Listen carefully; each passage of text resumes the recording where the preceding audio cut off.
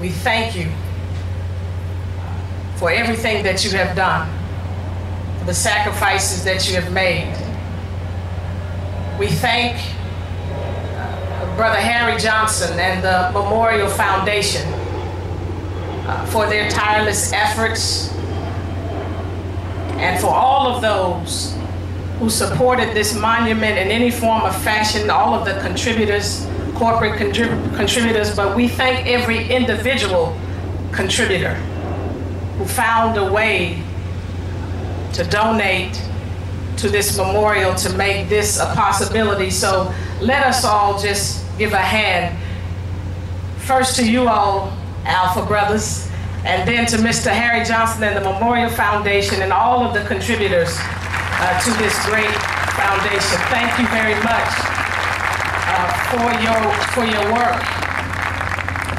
But perhaps the person that I want to thank the most is the one who in June 1968 decided not to be consumed in her grief, but decided to continue to champion the legacy of our father in the person of none other than our mother, Mrs. Coretta Scott King.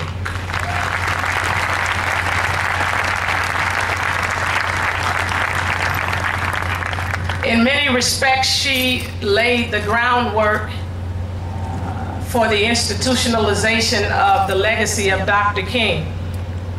And day in and day out, through her tireless sacrifice, she reminded this nation and world of his contributions and the importance of his teachings on nonviolence. And I often say to people that it is very conceivable that the Dr. King that is revered today would not be revered had it not been for this sister and our mother, Coretta Scott King. For indeed, as Uncle Andy has stated over and over again, that the greatness of people like Martin Luther King Jr., and brothers, you know your greatness is because of the woman that stands by your side. And so we thank God for that alpha sister who stood by that alpha man and made extraordinary sacrifices to ensure that we would remember him at the level that we are acknowledging him on today. And so we salute her for all of her tireless efforts. When we started out in 2006, our sister Yolanda was here with us, and we miss her dearly, but she, along with the rest of our deceased family members, are smiling down on us today. Now, those who knew Daddy would know that he would not necessarily be comfortable with a memorial to him. And so today, in spite of that sentiment, I just want to share a few things from my heart. For me, it is no accident and no coincidence that this memorial is being dedicated at the time that is being dedicated in our nation's history and our world's history, because when we look at the landscape of our world and nation, there's a dire need for us to focus our attention back on the legacy of Martin Luther King Jr. He often reminded us, in fact, during the latter stages of his life, he reminded us that today the choice is no longer between nonviolence or nonviolence or violence, but the choice is between nonviolence or non-existence. When we look at the conflicts that are going on in the Middle East, and when we consider the fact that we are engaged in 3 wars currently, we need the message and the mission of Martin Luther King Jr.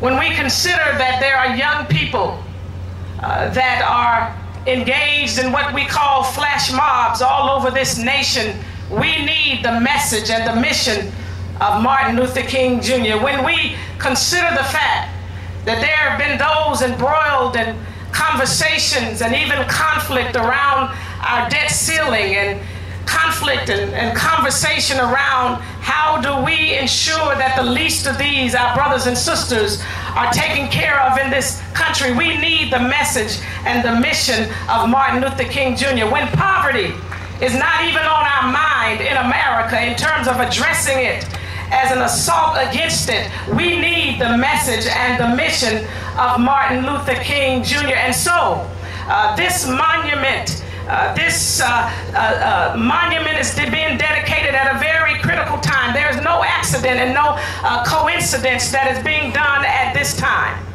But as I close with the recognition that Daddy is standing, Lincoln is seated. Lincoln remembered for signing the Declaration of Independence. Daddy being remembered as standing up for truth and standing up for justice and standing up for righteousness and standing up for peace and standing up for freedom. Daddy is now standing on the National Mall in our nation's capital. And no, it was not an accident when they discovered that there was a pen in his left hand and they had to remove it and put pieces of paper rolled up in his left hand, because even though Master Lee his sentiments are, that is the I have a dream speech, I contend that when Daddy spoke his dream back in 1963, he talked about the fact that this nation has failed in delivering its promise to its Negro citizens, as he referred at the time.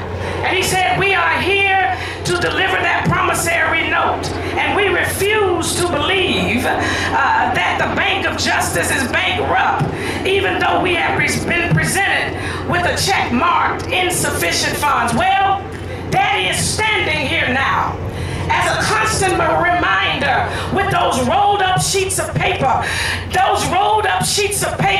representing that promissory note, to say to this nation that you must forever deliver on the promise of life, liberty, and the pursuit of happiness for oppressed and marginalized people for every generation. So thank you, Alpha Phi Alpha. Thank you, Harry Johnson and the